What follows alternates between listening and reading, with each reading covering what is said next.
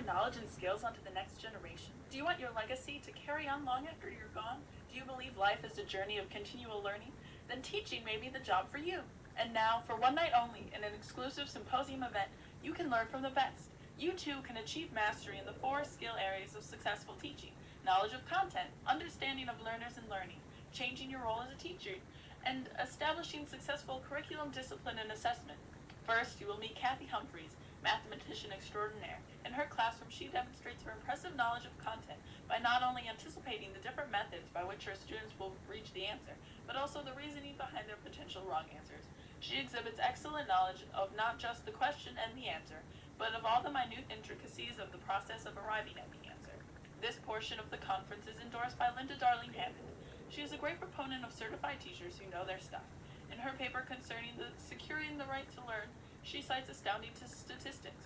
For example, a 1% increase in teacher quality as measured by national teacher examination scores evaluating content and pedagogical knowledge was associated with a 3 to 5% decline in the percentage of students failing the corresponding exam.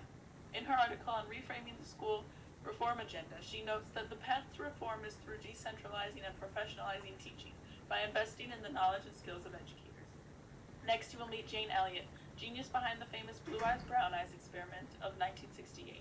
This activity has been hailed as a marvelous way to teach young children about the inequalities of racism, but the success really comes from Elliott's knowledge of her students and what they would be able to relate to. Because their Iowa community did not expose them to people of different races, Elliott used eye color to segregate her students. She takes facts about their everyday lives, such as one student forgetting his glasses, and blames their eye color for causing the deficiency. Her success in this lesson is shown by the children's reactions as they are dismissed academically and isolated socially. Elliott recognized her students' realities and found a way to introduce the foreign idea of racism to them. Elliott's lecture is sponsored by Nadies and Nieto. Nieto raves in support. Elliott has acknowledged the differences that these children bring to the school and recognized that these differences influence how they learn. She has made a provision for these differences. And Nadies agrees that knowing a student is essential in setting up lessons and expectations.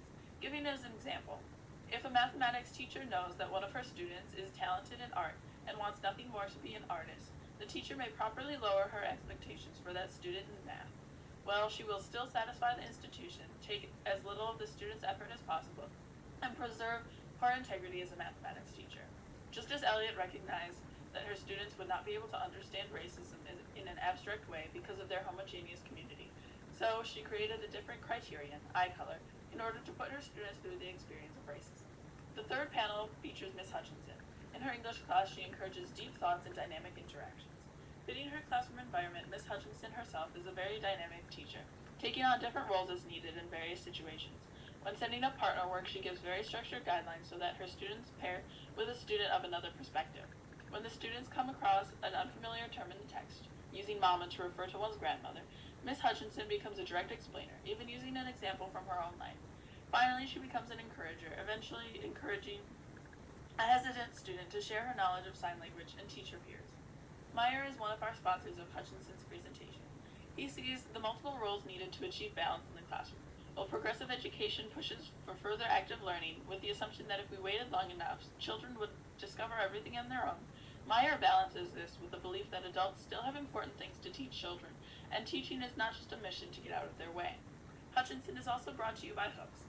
Hooks supports Ms. Hutchinson in her shape-shifting mission because he believes that the teacher should not be the spectacle of the classroom, but engage with the material and the students. Students don't simply want to be taught or to learn. They want an education that is healing to the uninformed, unknowing spirit. They want knowledge that is meaningful. Thus, they require teachers who address the connection between the material and life experiences. The final presenter of the day will be Don Johnson. You will see his mastery over the curriculum through a bridge project that has combined aspects of engineering, math, negotiating skills, teamwork, economics, and so much more.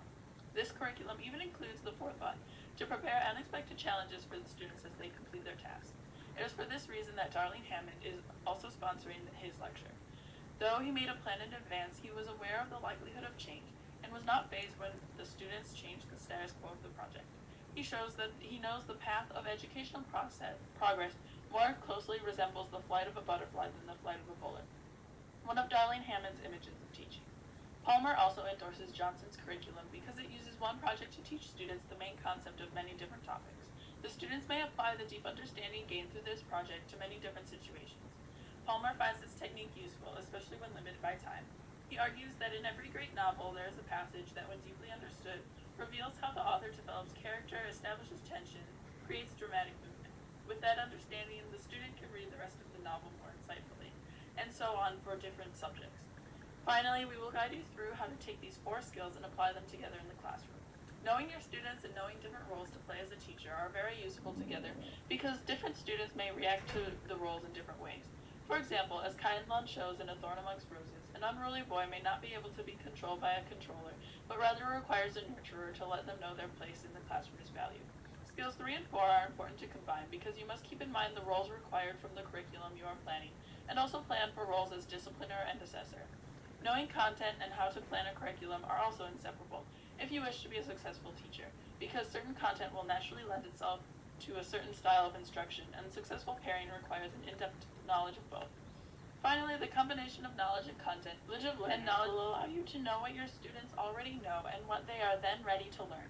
So this Friday, we come to the Teaching Symposium at the Peabody Learning Center, and you too could learn all you need to become Teacher of the Year.